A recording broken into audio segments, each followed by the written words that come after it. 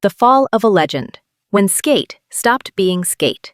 After 15 long years of waiting, hoping, and dreaming, the return of the skate franchise should have been a triumph, a moment of joy, of nostalgia fulfilled. For many, the original skate games weren't just video games. They were formative experiences, cultural snapshots of skateboarding at its rawest and most authentic. So when EA announced the rebirth of the series, fans held their breath, daring to believe that maybe, just maybe, the magic would return. But what they got instead wasn't a revival. It was a product, a soulless, brightly colored, microtransaction-fueled shell of what skate used to be. This wasn't a celebration of skate culture. It was a monetization engine dressed in nostalgia. The new skate, stylized simply as skate, isn't just disappointing. It's a betrayal. EA, along with the developers at Full Circle, promised from the beginning that this new title would be built for the fans. They spoke directly to the community, claimed they were listening, claimed that feedback would shape the game's direction.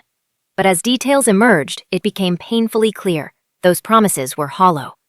Basic, reasonable requests, offline play, a single-player story mode, classic features like Hall of Meat, or even the simple inclusion of a traditional game of skate were all ignored. Instead, the game was built around live services and online-only functionality, making it nearly impossible to enjoy casually or independently. And to make matters worse, EA refused to even call it Skate 4. They knew what they were doing. By avoiding the label, they gave themselves room to retreat. If fans hated it, they could claim it wasn't supposed to be a sequel, just a new direction. But this new direction strips everything meaningful from the franchise. There are no pro skaters, no gritty, realistic urban environments, no build-your-own-park mode, which allowed the Skate 3 community to thrive for over a decade. Instead, the new Skate is always online, filled with gaudy, unnatural visuals that make the game look more like Fortnite on skateboards than a tribute to skateboarding culture. It's clearly not designed for real skaters. It's designed for content creators, streamers, and a younger audience that never knew the original magic. And when those new players grow bored after a few months and move on, the developers will act surprised, pretending it wasn't obvious from the start. To truly grasp what has been lost, one has to look back.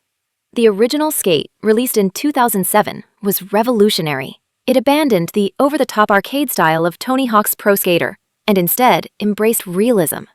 Its innovative flick-it control system used the analog sticks to simulate real board movement, creating a sense of weight and physicality that felt authentic. You didn't need to do triple kickflips over power lines to feel the rush. Just bombing a hill or landing a clean ollie on a stair set was satisfying enough. Every scrape, grind, and roll had purpose and sound. Skate was the first game to truly feel like skateboarding. Skate 2 built on that foundation with even more creativity. It introduced object placement, letting players create their own lines and reimagine spots. It brought back the rebellious spirit by including security guards, restricted areas, and dirty alleyways. It felt real, lived in, and deeply connected to skate culture. Skate 3 lightened the tone and brightened the visuals, but it still held true to the heart of skating. It featured real pros, real brands, and tools that encouraged community creation and sharing. Even with its more casual approach, it respected its roots. But somewhere along the way, EA lost the plot. Around 2012, they began shifting towards high-growth digital models, free-to-play, live service, and mobile strategies designed to maximize revenue rather than artistic impact. Although Skate 3 sold reasonably well, it wasn't even a blip compared to FIFA, so the franchise was shelved, despite its loyal fanbase. It took nearly a decade of silence and petitions before EA even acknowledged the community's cries for a new game. And when they finally did respond, it wasn't with respect. It was with strategy. The new Skate is free to play, yes, but that freedom is an illusion. You're not free to enjoy the game offline. You're not free to play how you want. Instead, you're locked into an ecosystem of cosmetic purchases, paywalled features, and limited access unless you're constantly connected. The very things that made the old skate games so enduring, the freedom, the community, the respect for skating, are nowhere to be found. In their place is a marketplace. Make no mistake, this isn't just about a video game. It's about what happens when art is treated purely as business, when legacy is just another brand to monetize. Skate used to be about honoring a culture. Gritty, creative, independent. Today, it's about optimizing player retention and maximizing skin sales. Sure, they might eventually add pro skaters, but you'll likely have to buy them. They might drop new maps or competitions, but expect to pay to enter or win. This isn't a game designed to be played for years.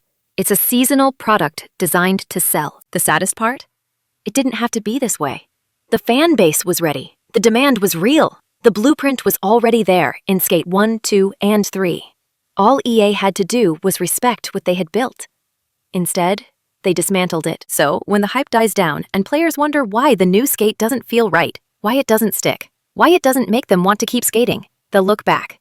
They'll remember a time when skating in a video game wasn't about loot boxes or internet connections. It was about feel, about culture, about soul. And they'll realize this was never Skate 4. This was the funeral.